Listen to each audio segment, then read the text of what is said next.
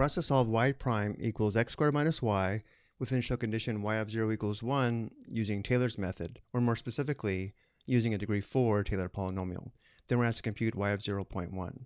We will assume a solution exists and y of x is analytic at x equals 0.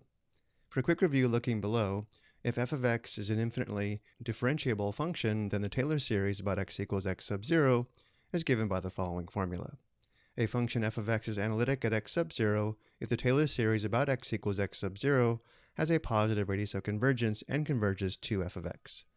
And again, for our problem, we assume a solution exists and y of x is analytic at x equals 0. Let's begin by determining the degree 4 Taylor polynomial about x equals 0, which means we substitute 0 for x sub 0 in our formula, and we'll use y instead of f for our function. This gives us y of x equals y of 0 plus y prime of 0 divided by 1 factorial times x plus y double prime of 0 divided by 2 factorial times x squared plus y triple prime of 0 divided by 3 factorial times x cubed, and then finally we have plus y quadruple prime of 0 divided by 4 factorial times x to the fourth.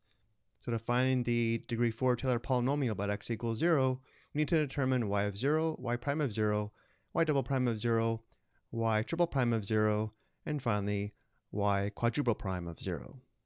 The initial condition is given as y of 0 equals 1, and therefore the first term in the Taylor polynomial is 1, so we know y of x equals 1 plus several more terms.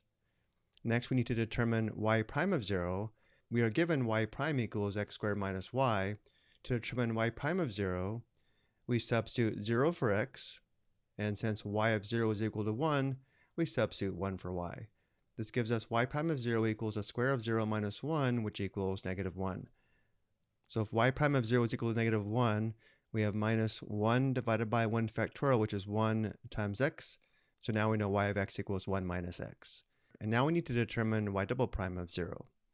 Well, if y prime is equal to x squared minus y double prime is equal to the derivative of x squared minus y with respect to x, and the derivative of x squared with respect to x is 2x minus the derivative of y with respect to x is y prime. To determine y double prime of 0, we now substitute 0 for x, and this y prime is y prime of 0, which is equal to negative 1. This gives us y double prime of 0 equals 2 times 0 minus negative 1, which equals positive 1. The next term is 1 divided by 2 factorial times x squared, which gives us plus 1 half x squared. Let's determine y triple prime of 0 on the next slide. Above we have the information about y double prime.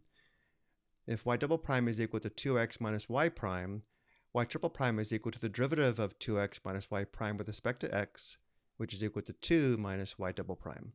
Y triple prime of 0 is equal to 2 minus y double prime of 0, and y double prime of 0 is equal to 1, giving us y triple prime of 0 is equal to 2 minus 1, which equals 1. If y triple prime of 0 is equal to 1, the degree 3 term is 1 divided by 3 factorial times x cubed, and since 3 factorial is equal to 3 times 2 times 1 or 6, we have plus 1/6 x cubed. And now we determine y quadruple prime of 0. If y triple prime is equal to 2 minus y double prime, then y quadruple prime is equal to the derivative of 2 minus y double prime, which is equal to negative y triple prime. And since y triple prime of 0 is equal to 1, y quadruple prime of 0 is equal to negative 1, giving us minus 1 divided by 4 factorial times x to the fourth for the degree 4 term. 4 factorial is equal to 24, giving us minus 1/24 x to the fourth. The degree 4 Taylor polynomial solution is y of x equals 1 minus x plus 1 half x squared plus 1/6 x cubed minus 1/24 x to the fourth. And now we're asked to compute y of 0.1, which means we substitute 0.1 for x, which I've shown below. Y of 0.1 is equal to 0.9051625. I hope you found this helpful.